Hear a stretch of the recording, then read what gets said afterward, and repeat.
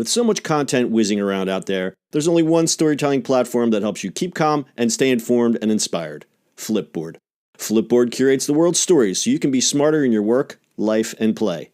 Choose from thousands of topics to personalize Flipboard and get the latest stories from the best publishers and experts delivered to you 24/7. When you see stories you want to save or share, tap the plus button to add them to private or public collections. It's that simple. Used by millions of people every day, Flipboard is how people move themselves and the world forward. Get started now at flipboard.com.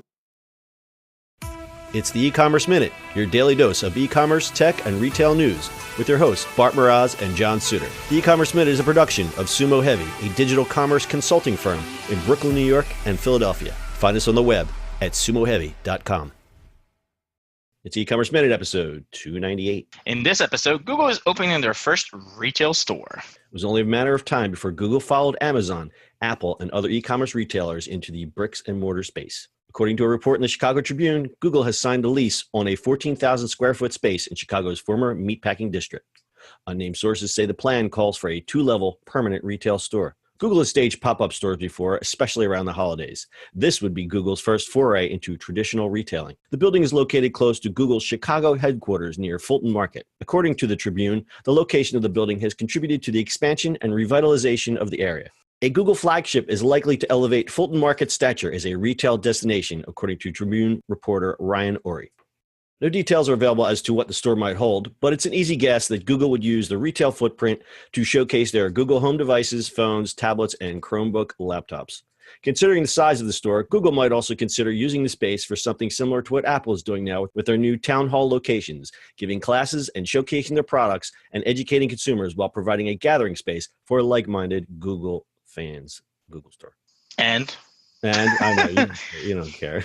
no, it's just like, all right, Microsoft has tried. I mean, Apple is the big daddy of all this, right? Yep. And then Microsoft has some stores. They look like Apple stores. Yeah, they look exactly like Apple stores down to the wood finish, right? Yeah, didn't Google's store, like the pop-up, look like that too? Yeah, but they tried different designs. They weren't cookie cutter like the Apple or a Microsoft would be. Like everything had a similar fit and finish. The Google pop-ups were a little bit more whimsy because they were temporary spaces. I mean, do you remember the Google barges? Yeah. I just, it's funny. Like I think if you look at if you go to like Best Buy, right? Apple still puts their look and feel to their corner of the store. Yeah, that's a good point, and Samsung does as well. Yeah, I mean, they're very particular about their stuff. Are we going to see that in Best Buys where it's going to be like a corner of Apple, a corner of Samsung, a corner of Microsoft? Is that going to happen? I don't know. Who knows? So the move, I think, was inevitable because, as we stated in the beginning of the article, you have Apple, you have Amazon. It only makes sense, and we've seen how many of these online retailers, Google really is an online retailer, but they do sell product, and I feel that consumers still want to touch the product. They still want to see what they're buying. So the showrooming, I think, is a good thing. I think this will be a little bit more than a showroom because this thing is 19,000 square feet. What did I say, 19 or 14,000 square feet? That's a 2-story building. It's a pretty big store. Yeah. I don't know. So I saw a new buzzword. You're going to love this. Oh, boy. One of the reporters said Google realizes that the future is phygital. PHYGITAL, a blend of physical and digital. So it's going to be a phygital space. I just did a spit take. Yeah, that sound was Bart's eyes rolling back. And also doing a spit take with my coffee. What? I have chopsticks next to my thing. Can I stab myself? Sorry, guys.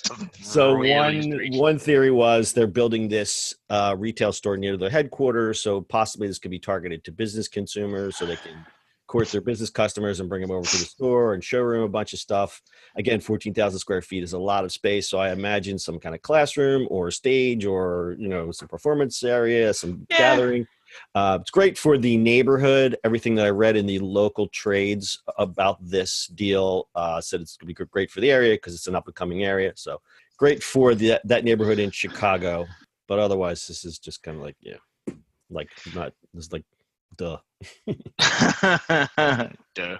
Well, The only thing I can see is like, at least for me, is getting Chromebooks into hands of older people and really training them on that kind of stuff. I think that's the foray into, because I'm sorry, Microsoft's like laptops, and then you can get inexpensive ones, but they're so rare, which is crap. Like, I got my dad a Chromebook, 3-4 years ago, and just, and he loves it. I don't have to touch it. It upgrades itself. There's nothing to do. Yeah. Like, it never, breaks. That's a big deal, because like, as I told you, I was asking you, I texted you last week, we're going to get the lady friend a Chromebook for just that reason, and that she is a technological neophyte in that she just doesn't get it, and I just don't want to play tech support, and the Chromebook is the perfect solution for that.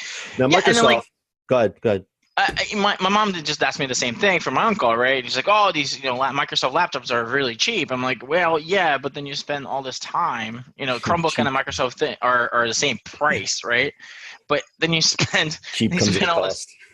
Games was right, tech support, and I don't want to do that." Yeah. I was like, nope. He's gonna get a Chromebook, and I don't care. No, those days are over for me. I used to be able to field strip a Macintosh like nobody's business, but this was a colossal time suck, and I just don't want to go back to those days. Correct. All right, Google Store. Look for that in Chicago in the Meatpacking District. You got anything else, Bart? No, that's it. All right. Full show notes are available at ecommerceminute.co. We will see you on the internet tomorrow. That's it for today's show. If you like the show, do us a favor and subscribe, or leave us a review on iTunes. And don't forget, you can now listen to the e-commerce minute on your Amazon device. Just add e-commerce minute to your flash briefing. And finally, if you have a comment or suggestion, or just want to say hi, find us on social media at Sumo Heavy.